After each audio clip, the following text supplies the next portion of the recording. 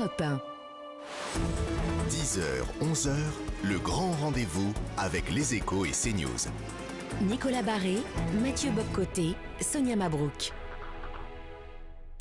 Bonjour et bienvenue à tous au grand rendez-vous Europe 1 CNews Les Échos. C'est un plaisir de vous retrouver en ce dimanche pour cette rentrée marquée bien sûr par de nombreux défis. Défis énergétiques et écologiques, on va longuement en parler. Défis éducatifs évidemment avec la rentrée scolaire. Et puis défis d'autorité avec la fuite du prédicateur Equisen, mais aussi de nombreux faits de violence, notamment à Cannes dernièrement. Deux invités politiques vont nous accompagner à partir de 10h30. Sébastien Chenu, il est vice-président de l'Assemblée nationale et député RN. Et puis dès à présent, on accueille Alexis Corbière. Bonjour à vous. Bonjour Sonia. Et merci d'être là. Merci de m'avoir Insoumis, invité. député de Seine-Saint-Denis. Pour vous interroger, Alexis Corbière, je suis entourée de mes camarades. Nicolas Barré des Échos. Bonjour Nicolas. Bonjour Sonia. Et du penseur et sociologue Mathieu Boccoté. Bonjour Mathieu. Bonjour. Il y a Allez. du lourd, il y a du lourd. Oui. Comme invité aussi, on peut le dire. Oui, vous dites ça parce que j'ai pris du poids. Ce qui est lourd, c'est évidemment la facture pour les Français, facture énergétique et les défis. On va démarrer par ça. C'est la priorité, Alexis Corbière, comme vous le savez. Face à cette crise énergétique, le gouvernement se veut rassurant. Le bouclier tarifaire sera maintenu 2023. Est-ce que c'est un quoi qu'il en coûte énergétique qui se profile et finalement qui est rassurant? Et si on peut, pardon, de rembobiner peut-être la bobine pour essayer de répondre.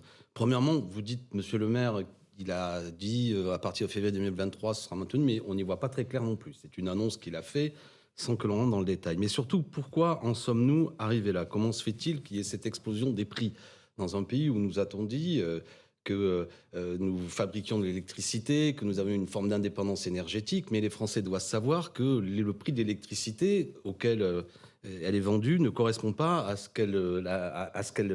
à la sortie, si je puis dire, de nos centrales nucléaires. Donc déjà, il y a une première aberration sur laquelle il faudrait revenir.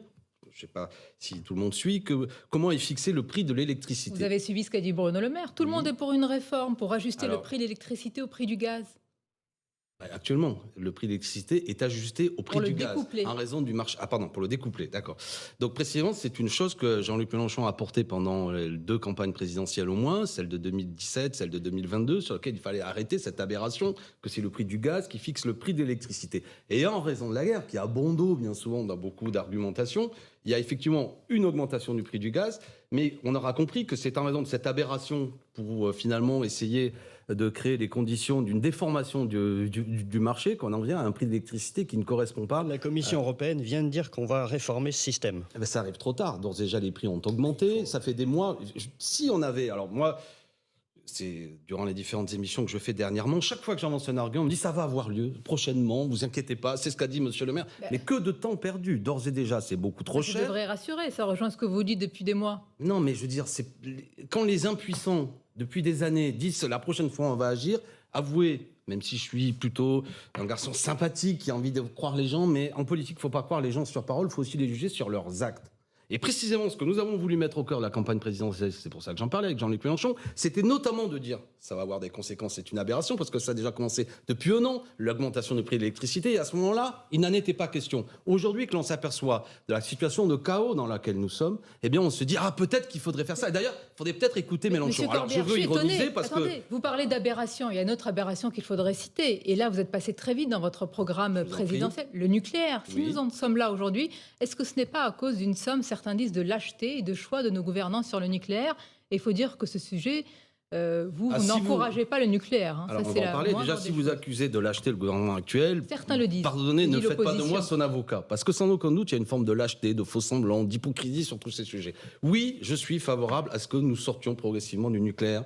Évidemment, personne n'a considéré dans nos rangs qu'on allait appuyer sur un interrupteur et tout allait s'arrêter, mais d'avoir, parce que nous sommes un grand pays, un projet pour dire comment nous sortons progressivement de cette énergie. Vous tenez encore ce discours aujourd'hui? Pour quelle raison? Pour quelle raison?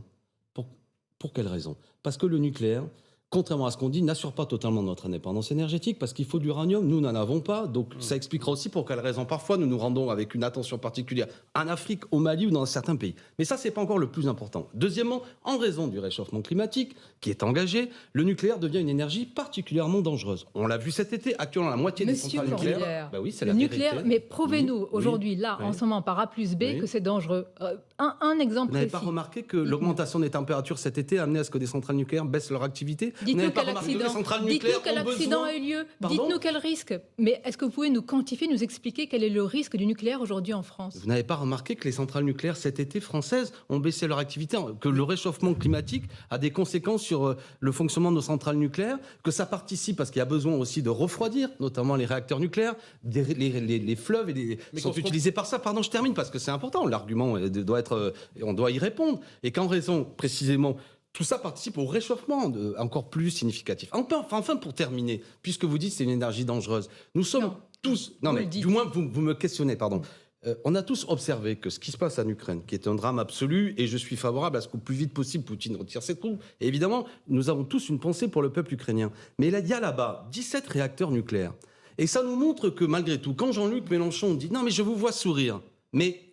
la catastrophe qui pourrait avoir lieu. On interroge la solidité de votre argument. Nous avions une filière nucléaire qui était solide.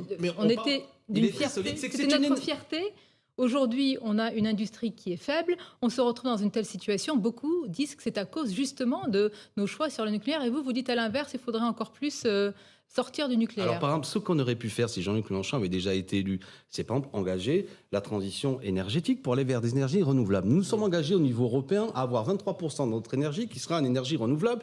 Objectif déjà atteint par d'autres pays européens, mais en France, on n'est que à 14%. Pourquoi avons-nous pris ce retard? Parce que le débat, c'est est-ce que nous investissons massivement aujourd'hui dans le nucléaire ou est-ce que nous profitons, évidemment, de ce moment de transition pour essayer de mettre en place d'autres énergies. Je suis bien conscient que ce que je dis... Dans l'alternative actuelle, vous êtes conscient que c'est le nucléaire, le charbon, et que dans la transition écologique... Mais là où je vous donne le point, c'est qu'il va de soi que si on dit là, à l'instant T, qu'est-ce que là va dire M. Corbière, sous-entendu le dos coincé au mur, nous sommes face à des difficultés. Maintenant, gouverner, c'est prévoir, c'est pas vous que je vais l'apprendre. Moi, je n'accepte pas qu'on prenne les Français pour des imbéciles parce que la situation est une situation de goulot d'étranglement. Oui, la guerre en Ukraine a des conséquences, mais la crise énergétique auquel nous sommes confrontés, la flambée des prix, n'est pas que due à ce qui se passe à la guerre en Ukraine. C'est dû à des mauvais choix, des mauvaises prévisions, à des gens qui défendent le nucléaire mais qui n'investissent pas paradoxalement, c'est là le paradoxe dans le nucléaire. Des gens qui disent qu'il faut aller vers le mix énergétique, qui prennent des engagements au niveau européen pour développer des énergies renouvelables mais qui ne tiennent même pas leurs propres engagements. Enfin, j'ai la conviction que nous sommes un grand peuple éduqué, intelligent et que nous pouvons avancer vers des énergies renouvelables, des éoliennes en mer, le photovoltaïque, mettre toute notre jeunesse, toute notre industrie à se dire voilà vers quoi il faut avancer, évidemment. Et vous demandez des efforts. Attendez, vous demandez, d'ailleurs tout le monde demande des efforts, on les comprend, on y consent des efforts et des appels à la sobriété énergétique, ils font de plus en plus pressants en France, mais en même temps, dans d'autres pays, on continue de polluer, on continue de jeter des déchets dans la mer. Il y a d'autres pays encore, je pense au Qatar, qui préparent des événements, évidemment, au coût écologique exorbitant. Et nous, on demande des degrés en moins dans la maison. Est-ce que vous ne trouvez pas qu'il y a un deux poids, deux mesures aberrant ? Et je profite de l'occasion, et c'est la première fois que je veux le faire à cette rentrée. Les conditions, je parle du Qatar et de la Coupe du Monde. Pour moi, les conditions ne sont pas réunies pour que notre équipe de France se rende à cet événement. C'est un scandale. Sportif, ça va venir, mais un scandale écologique. Dans un des pays les plus chauds de la planète. Les matchs vont avoir lieu. 64 matchs sont prévus. Dans des stades qui vont être climatisés à ciel ouvert. Tout ça va participer, évidemment, au réchauffement climatique. Les conditions sociales ne sont pas réunies. Et personnellement, et sans doute vous aussi, je n'accepte pas que le Sun, journal anglais, nous dise qu'il y a peut-être 65 000 ouvriers qui sont morts. Et je n'accepte pas qu'actuellement, des ouvriers ont manifesté pour être payés parce qu'ils ne sont pas payés depuis 7 mois et ils ont été expulsés. Démocratiquement, démocratiquement, le Qatar est un régime réactionnaire. Alors qui doit s'élever, qui doit s'opposer? Parce que là, vous faites figure d'un grand naïf qui, sur un plateau de télévision, dit... Moi, premièrement, il y a un an, j'avais écrit à Madame la Ministre, c'est public, des Sports, pour lui dire, attirer son attention. Elle m'avait répondu, la France est très attentive au problème. Et depuis, rien n'a vraiment avancé. Donc je considère qu'il est temps que des bouches s'ouvrent. Moi, je ne suis rien dans ce débat. Ça va être des autorités sportives, la Fédération française de football, la ministre des Sports, les sportifs qui m'écoutaient, faites parler de vous. Mbappé a boycotté. Mais oui, non mais, pardon, j'aimerais terminer. J'ai vu que M. Mbappé, il y a quelques mois, avait conditionné son soutien, son image, à des marques qu'il n'acceptait pas, qu'il trouvait lié à la malbouffe. Et il a eu raison, bravo Monsieur Mbappé, de dire que vous ne voulez pas être le support à quelque chose qui vous semble être aller dans le mauvais sens. Eh bien, faites de même avec cette Coupe du Monde du Qatar. Bravo à monsieur Eric Cantona, grand joueur devant l'éternel qui a pris position. Je vois que monsieur Vincent Landol... Le fait que le Qatar ne soit pas un régime particulièrement démocratique, c'est le moins qu'on puisse dire. Comme la Chine par exemple. Sur 146 pays, il est classé en 127e position. Mais je prends l'exemple de la Russie. Je vais être franc avec vous. Oui, si la Coupe du Monde avait été prévue en Russie, je pense que tout le monde aurait dit on n'y va pas parce qu'on veut protester contre ce qui a lieu. Pourquoi quand il s'agit du Qatar... Et si elle était prévue en Chine, vous auriez peut-être qu'il faudrait... Oui, sans doute que Monsieur des conditions... Si c'est une aberration écologique... Mais je vous dis, s'il est prévu sans aucun doute que... Est-ce que ça aurait été une aberration démocratique en Chine? Oui, mais c'est un régime autoritaire. Mais c'est un... Jean-Luc Mélenchon. Mais c'est pas la formule... Pardon, j'arrête là-dessus. C'est pas la formule de Jean-Luc Mélenchon, Mathieu Bock-Côté, vous êtes trop instruit pour le savoir. C'est la position de la France dans la diplomatie depuis longtemps. J'ai entendu personnellement Jean-Yves Le Drian, lors de la mandature précédente, dire à l'Assemblée nationale que la position de la France depuis le général de Gaulle, c'est une seule Chine. Donc quand Jean-Luc Mélenchon répète des choses qui font partie de notre diplomatie, on lève les bras au ciel, mais en général, on manifeste plus notre ignorance. Bon voilà, c'est un sujet. Pour moi, la Chine n'est pas un régime démocratique et sans aucun doute que s'il organisait un événement sportif en créant des conditions, là encore, d'accélérer la catastrophe écologique, en méprisant les travailleurs, etc. Monsieur Corbière, là on va aller dans un monde où il n'y aura plus... à boycotter les Jeux d'hiver quand ils se sont tenus en Chine. Il ne me semble pas de toute manière qu'il y avait les mêmes conditions d'aberration écologique que ce qui avait lieu au Qatar. Alexis Corbière, moi j'aimerais savoir, on est tous d'accord. est-ce qu'il y aura encore des pays où on pourra organiser des événements sportifs ou autres? Parce que là la liste devient lourde. Des pays où on ne peut pas, pour l'aberration écologique, pour l'aberration démocratique, pour l'aberration politique. Alors, on pourrait faire une émission sur aujourd'hui les Jeux Olympiques, ces grands événements sportifs qui sont des volants d'entraînement de recherche du profit. Ceci dit, quand je dis que sur 146 pays, le Qatar c'est le 127e du point de vue des droits de l'homme, que les femmes, ça vous intéresse Sonia Mabrouk, je veux dire, on tutelle vis-à-vis des hommes. Que les ouvriers sont méprisés, un nombre de morts considérable, le droit de se syndiquer n'existe pas, le droit de manifester n'existe pas, qu'en plus ça se termine à l'heure, c'est pour ça qu'il y a une certaine actualité, où on vous dit cet été, la planète est en feu en quelque sorte, un dérèglement climatique, et qu'on va tous applaudir le fait que dans des stades, on va climatiser à ciel ouvert, je dis là, les amis, on marche sur la tête. Le sport doit avoir une vertu pédagogique. Nos enfants qui se passionnent pour ce sport fabuleux qu'est le football, j'adore le foot. Mais je veux dire par là que moi j'ai vu Philippe Lehmann, le joueur ancien capitaine de l'équipe d'Allemagne, de la Mannschaft, a dit moi j'irai pas. Et j'ai en mémoire, parce que j'ai un certain âge, en 78 quand il y a eu la Coupe du Monde de football en Argentine, il y avait eu un grand débat en France, des intellectuels, M. Bernard-Henri Lévy, Louis Aragon, et puis avait pris la parole, et même Dominique Rocheteau, magnifique joueur, avait dit ça m'ennuie quand même d'aller dans un pays où les opposants sont mis en prison. Vous appelez à l'éveil des consciences. Oui, que les sportifs prennent la parole, les amis. Vous êtes des exemples pour notre jeunesse. Dites que vous n'irez pas dans n'importe quelle condition jouer dans un pays où où les conditions de cette Coupe du Monde accélèrent la crise écologique, la crise sociale, la crise démocratique. On va marquer une pause. Vous êtes très en verve. Non, mais sur la Coupe du Monde, parce que... On va marquer une pause. Vous êtes très en verve, tout comme Jean-Luc Mélenchon. Jean-Luc Mélenchon, est-ce que c'est le retour du bruit et de la fureur d'ailleurs, quand on a entendu ce qu'il a dit hier à la braderie de Lille? Vous nous le direz juste après une pause sur Europe 1 et CNews. À tout de suite. Deux invités politiques. Tout à l'heure, ce sera le vice-président de l'Assemblée nationale et député Rassemblement national, Sébastien Chenu. Pour l'heure, nous sommes avec Alexis Corbière. La première question de cette deuxième partie vous est posée par Mathieu Bock-Côté. Alors, Jean-Luc Mélenchon lance hier à la braderie de Lille, au sujet du gouvernement et d'Élisabeth Borne, le chaos, c'est vous. C'est un registre de violence verbale assez marqué dans cette rentrée politique. Et donc, vous connaissez le jeu sémantique. C'est Mme Borne qui ne cesse de nous accuser de vouloir le chaos, et Jean-Luc Mélenchon retourne l'argument comme au judo. L'énergie de l'adversaire, on l'utilise pour le projeter. Le chaos, nous venons d'en parler. Je l'ai fait avec verve, mais tout de même, c'est pas la faute à Mélenchon si on se retourne dans une situation où ce dont nous étions très fiers, notre électricité, on en vient quasiment à dire qu'il va falloir peut-être ralentir l'appareil de production, etc., etc. Et puis, j'oublie pas qu'il y a aujourd'hui 8 à 10 millions de gens qui vivent sous le seuil de pauvreté, beaucoup de gens qui sont face à des difficultés. Donc ça, c'est la faute au gouvernement actuel. Permettez à Jean-Luc Mélenchon, qui est la voix, le visage de l'opposition sociale, populaire, républicaine, écologique, de faire entendre une critique très vive en raison de la rentrée. Mais quand on parle de politique ici, il y a l'appel à une grande manifestation en octobre à prendre Paris, oui. La marche sur Paris. Oui. Ensuite, il y a aussi cette idée qui est assez forte que la véritable légitimité peut être dans la rue. On le comprend bien. Attendez, ne jouez pas avec ça parce que, je veux dire, vous êtes un fin connaisseur de notre vie politique. En France, on manifeste. Et vous savez, moi, j'ai beaucoup de familles à l'étranger. Mais pour vous, la véritable légitimité, elle est au Parlement ou elle est dans la rue? Mais la véritable légitimité, elle est dans le respect de la souveraineté populaire.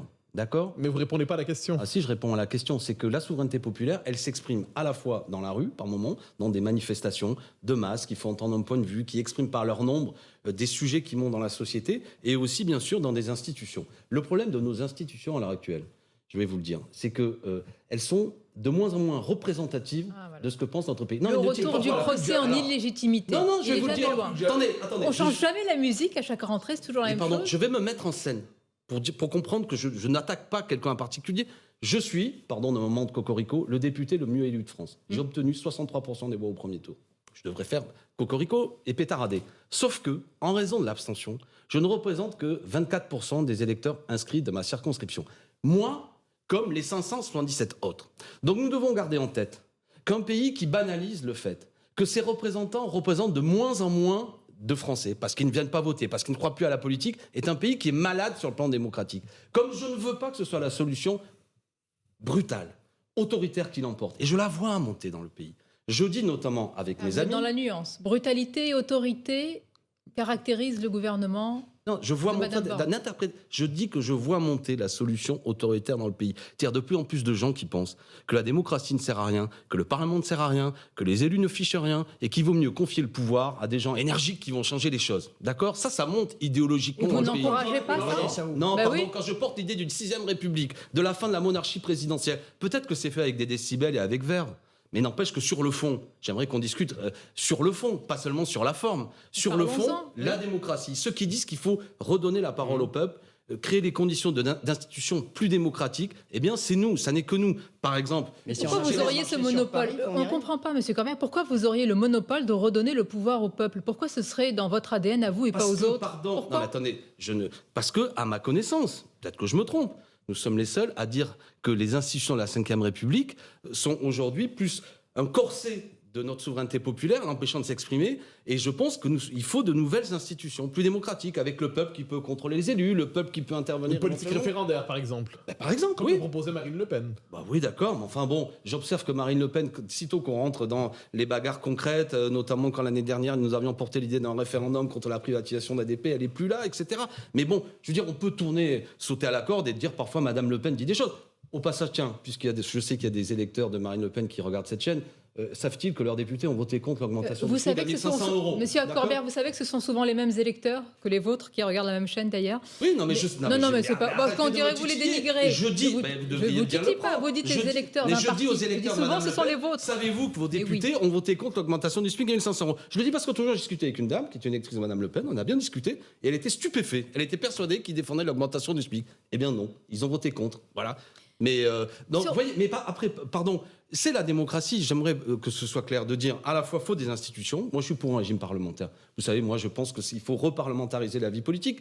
Et d'un certain point de vue, cette nouvelle Assemblée nationale, elle est intéressante parce que l'ultra-présidentialisme est mis à mal par le fait que son parti actuellement est minoritaire à l'Assemblée. Donc il faut discuter. On ne va pas ouvrir le débat. Ils ont une majorité, elle est relative, ils ont plus de députés que vous. Mais enfin, moi je trouve que ce sont des contes d'apothicaires. Ce qui nous intéresse ce matin... C'est que si on parle du CNR, Madame Mabrouk, et vous allez sans doute en parler. Conseil national de la refondation. Voilà, c'est que tout ça est lié.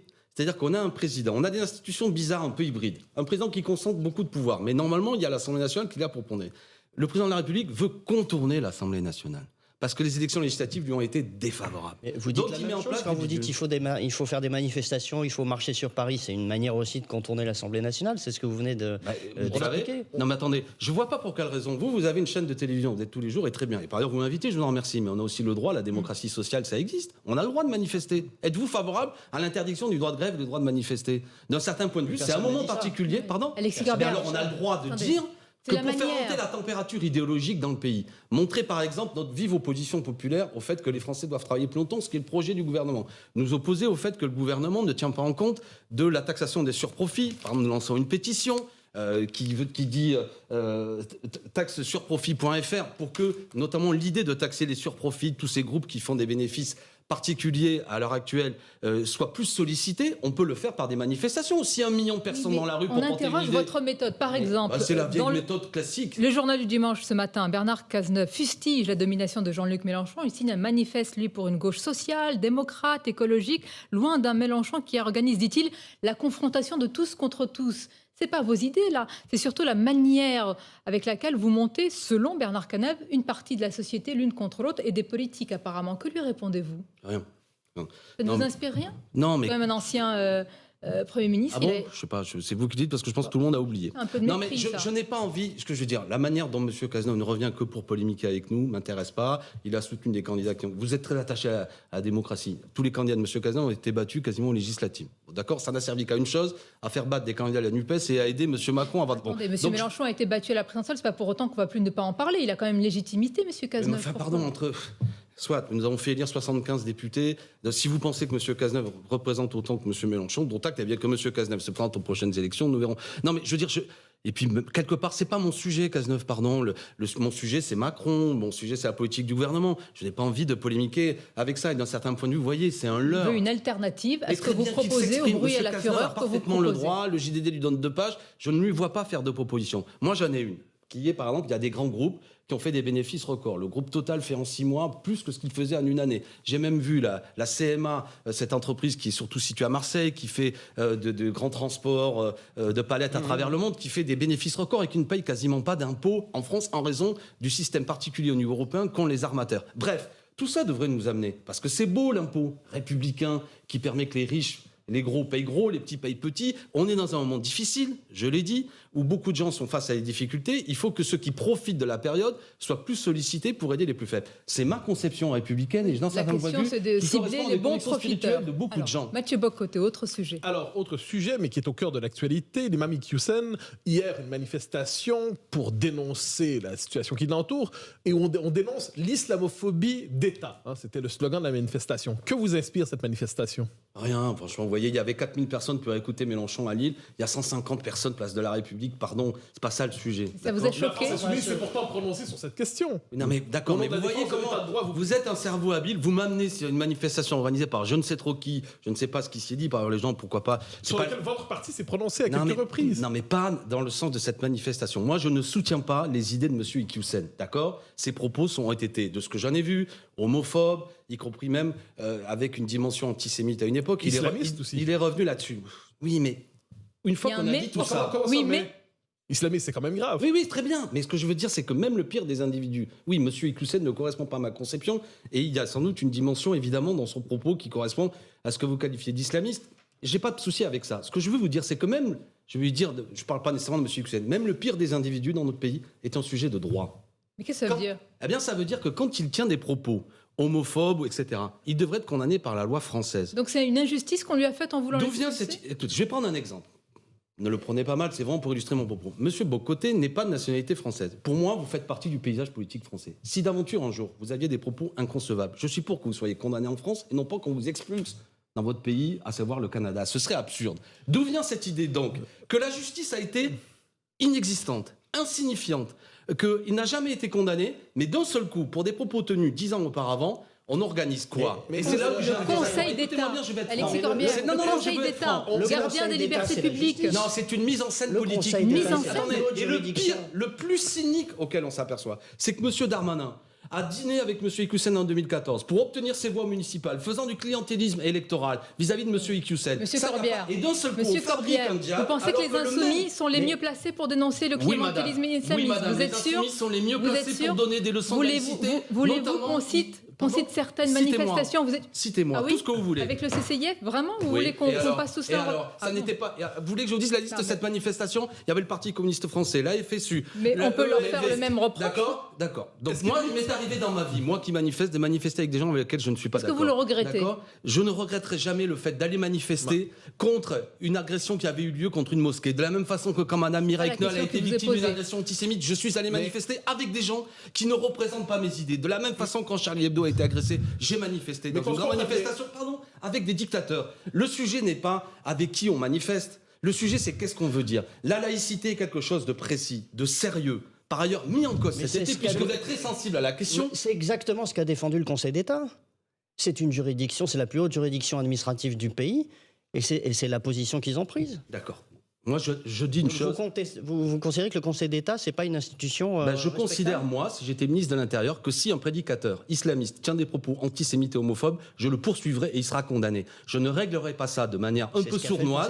Très bien, mais parce que M. Darmanin a mis une énorme pression politique pour masquer. Vous avez fait un brouhaha. Il est totalement indépendant, le Conseil d'État. Très bien. Mais vous avez fait du brouhaha. Vous trouvez normal qu'on apprenne que M. Darmanin a mangé en 2014, après d'ailleurs que M. Iqiyoussen ait déjà tenu ses propos qu'on lui reproche? Pourquoi vous ne posez jamais la question à M. Darmanin? C'est vrai que depuis des années, vous vous êtes élevé contre les propos homophobes et antisémites de M. Iqiyoussen. Mais pour ma part, moi, je ne les connaissais pas. Mais M. Darmanin, qui est de sa ville, devrait les connaître. Mais moi, je m'oppose à ces propos. Madame Mabrouk, ne jouons pas avec ça. Je m'oppose à tous les propos réactionnaires. Si dans l'islam, des gens tiennent des propos homophobes, antisémites, ils doivent être condamnés.